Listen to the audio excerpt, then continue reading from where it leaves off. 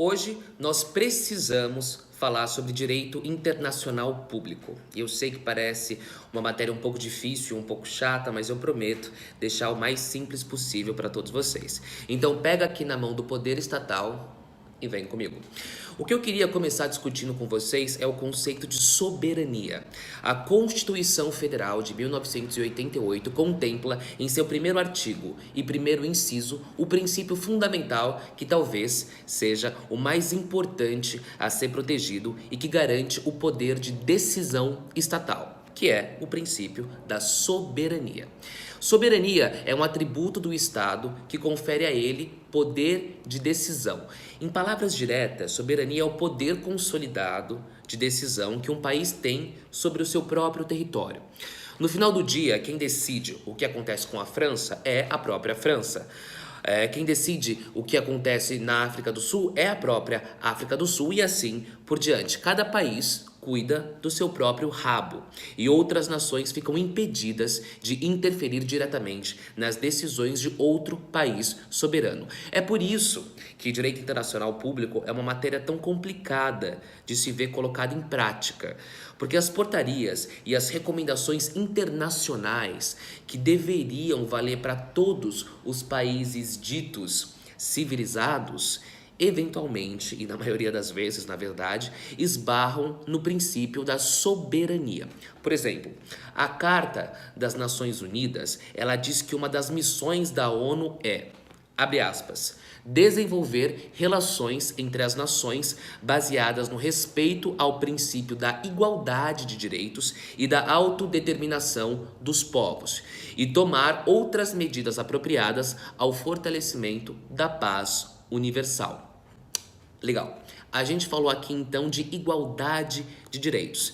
Entretanto, muitas nações oficialmente decretaram leis que restringem liberdades e criam desigualdades. A questão de gênero em diversos países muçulmanos, por exemplo, que diferencia e limita os direitos das mulheres, ou até mesmo a questão LGBTQ em diversos países que até hoje, sim, criminalizam a homossexualidade. Como é que a ONU pode atuar nesses casos para zelar justamente por essa igualdade de direitos dos povos do mundo? Bom, não pode fazer muita coisa, na verdade. Ela pode baixar portaria, ela pode decretar sanções a esses países, mas no final do dia, por conta do princípio da soberania, ninguém, nem mesmo a ONU, pode interferir dentro desse país. Não importa a injustiça que esteja sendo cometida.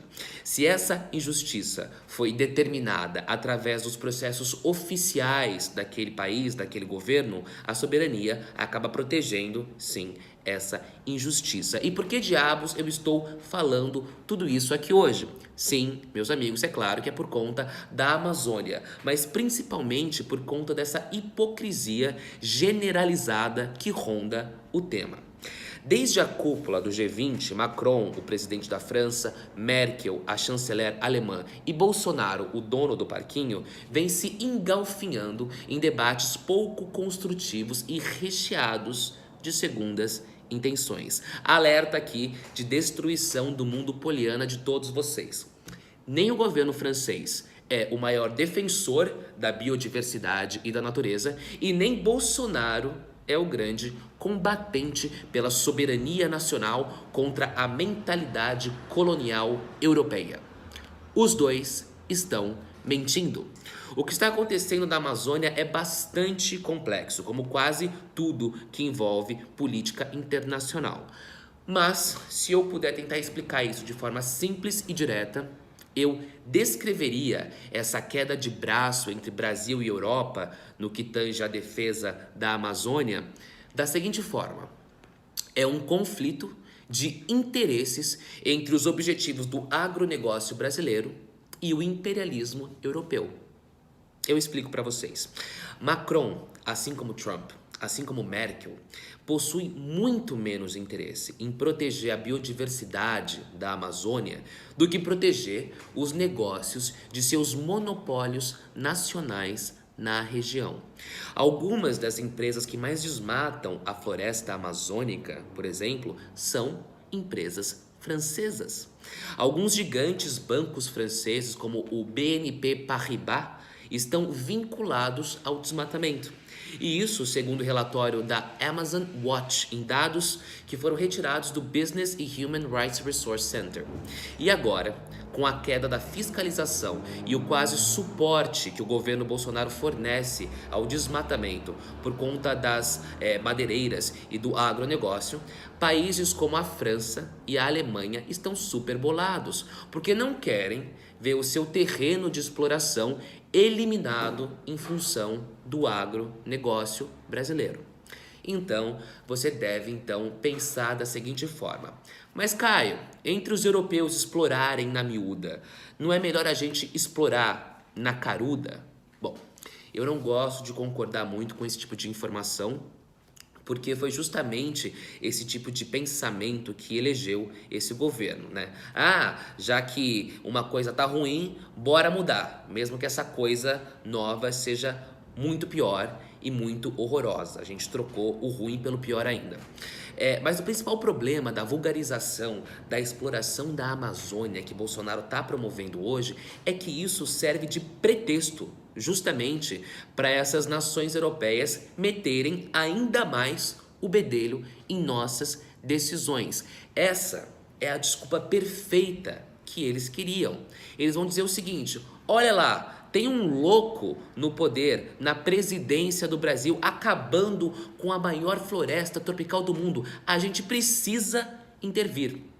É por isso que fazer política é importante, jogar o jogo do discurso é importante, porque se a gente não faz isso, nós caímos nessa queda de braço da quinta série e abrimos brecha para a limitação da nossa soberania nacional. O que eu quero que você entenda no final de tudo isso é que a gente precisa deixar de lado esse maniqueísmo, essa dicotomia de que existe alguém que é bom e alguém que é ruim no cenário de interesses econômicos e políticos mundial. Porque no final das contas, o que o Brasil quer, o que a Europa quer e o que os Estados Unidos quer é somente uma coisa: lucro, dinheiro, gerar capital. E nós, enquanto Brasil, queremos exatamente a mesma coisa. E daí vem toda essa discussão e todo esse debate. É muito importante que a gente entenda que no sistema capitalista mundial não existe gente boazinha querendo salvar a floresta, porque a floresta, assim como todas as coisas na lógica capitalista, só serve para uma coisa: gerar lucro. E não importa quem vai ganhar essa queda de braço, se é o Brasil ou se é a Europa. O que eu posso ter certeza em te afirmar é que a floresta vai perder. E se a floresta perder, o Brasil, por consequência, invariavelmente, também perde. O meu nome é Caio Blanco e hoje eu vim dizer para vocês que na lógica em que a gente vive e no meio dessa crise da Amazônia, não importa nada a não ser a grana, a bufunfa, meus amigos.